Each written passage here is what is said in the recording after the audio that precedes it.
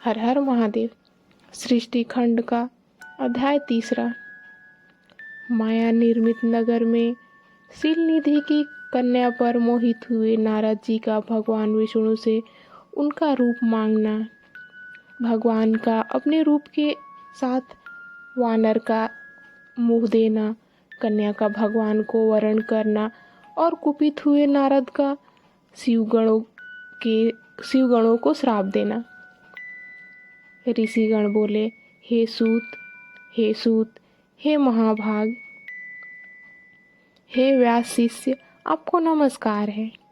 हे तात, कृपा पूर्वक आपने हम सभी को जो कथा सुनाई है यह निश्चित ही आश्चर्यजनक है। हे तात, मुनि के चले जाने के बाद भगवान विष्णु ने क्या किया और नारद जी कहाँ गए, वह सब हम लोगों को बताइए।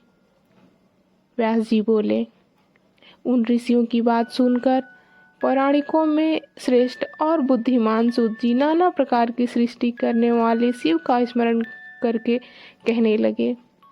सूत जी बोले, हे महर्षियों, उन नारद मुनि के इच्छा अनुसार वहां से चले जाने पर भगवान शिव की इच्छा से माया विशारद श्री हरि ने तत्काल अपनी माया प्रकट की। उन्होंने मुनि के मार्ग में एक विशाल 100 योजन विस्तार वाले अद्भुत और अत्यंत मनोहर नगर की रचना की। भगवान ने उसे अपने वैकुंठ लोक से भी अधिक रमणीय बनाया था। नाना प्रकार की वस्तुएं उस नगर की शोभा बढ़ाती थी। वहाँ स्त्रियों और पुरुषों के लिए बहुत से विवाह स्थल थे। वह नगर चारों वर्णों के लोगों से युक्त था। वहाँ शीलनिधि नामक ऐश्वर्यशाली राजा राज्य करते थे। वे अपनी पुत्री का स्वयंवर करने के लिए उद्यत थे, इसलिए उन्होंने महान उत्सव का आयोजन किया था। उनकी कन्या का वरण करने के लिए उत्सुक हो चारों दिशाओं से बहुत से राजकुमार आए थे, जो नाना प्रकार की वेशभूषा और सुंदर शोभा से प्रकाशित हो रहे थे।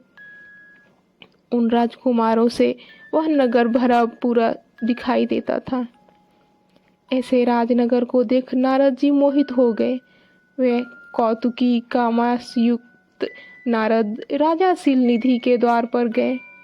मुनि श्रेष्ठ नारद को आया देखकर राजा शीलनिधि ने उन्हें श्रेष्ठ रत्नमय सिंहासन पर बिठाकर उनका पूजन किया। इसके बाद राजा ने श्रीमती नामक अपनी सुंदरी कन्या को बुलाकर उससे नारद जी के चरणों में प्रणाम करवाया। उस कन्या को देखकर नारद मुनि चकित हो गए और बोले, हे राजन, यह देव कन्या समान सुंदरी और महाभाग्यशालिनी कन्या कौन है?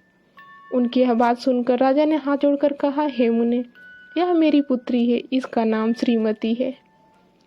अब इसके विवाह का समय आ गया है। यह अपने लिए सुंदर वर चुनने के निमित्त स्वयंवर में जाने वाली है। इसमें सब प्रकार के शुभ लक्षित होते हैं। हे महर्षि, आप जन्मस्थ जातक ग्रहों के अनुसार इसका संपूर्ण भाग्य बताएं और यह मेरी पुत्री कैसा वर प्राप्त करेगी यह भी बताएं। राजा के इस प्रकार पूछने पर काम से विष्ठल हुए मुनि श्रेष्ठ नारद उस कन्या को प्राप्त करने की इच्छा मन में लिए राजा को संबोधित करके यह वाक्य बोले, हे भूपाल, आपकी यह पुत्री समस्त शुभ लक्षणों से संपन्न, परम सौभाग्यवती, धन्य और साक्षात लक्ष्मी की तरह समस्त गुणों की आगार है। इसका पति निश्चय ही भगवान शंकर के समान वैभवशाली, सर्वेश्वर, किसी से पराजित न होने वाला वीर, काम विजयी और संपूर्ण देवताओं में श्रेष्ठ होगा। ऐसा कहकर राजा से विदा लेकर इच्छा अनुसार विचरने वाले नारद मुनि वहां से चले गए।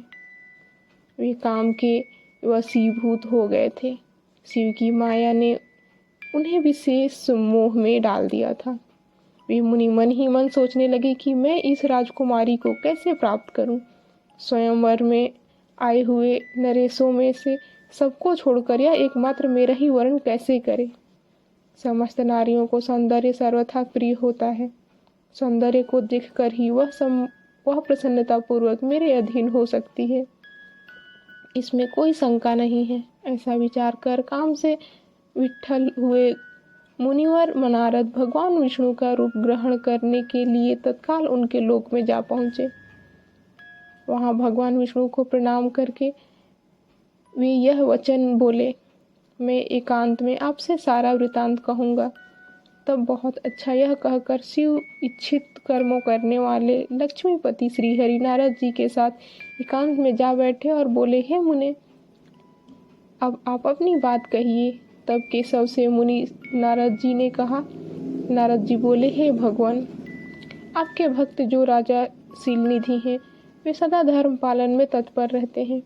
उनकी एक विशाल लोचना कन्या है जो बहुत ही सुंदरी है। उसका नाम श्रीमती है। वह जगन्मोहिनी के रूप में विख्यात है और तीनों लोकों में सबसे अधिक सुंदर है।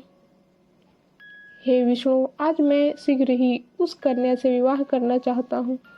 राजा शीलनिधि ने अपनी पुत्री की इच्छा से स्वयंवर रचाया है, इसलिए चारों दिशाओं से वहाँ चारों राजकुमार आए हुए हैं। यदि आप अपना रूप मुझे दे दें तो मैं उसे निश्चित ही प्राप्त कर लूँगा। आपके रूप के बिना वह मेरे कंठ में जयमाला नहीं डालेगी।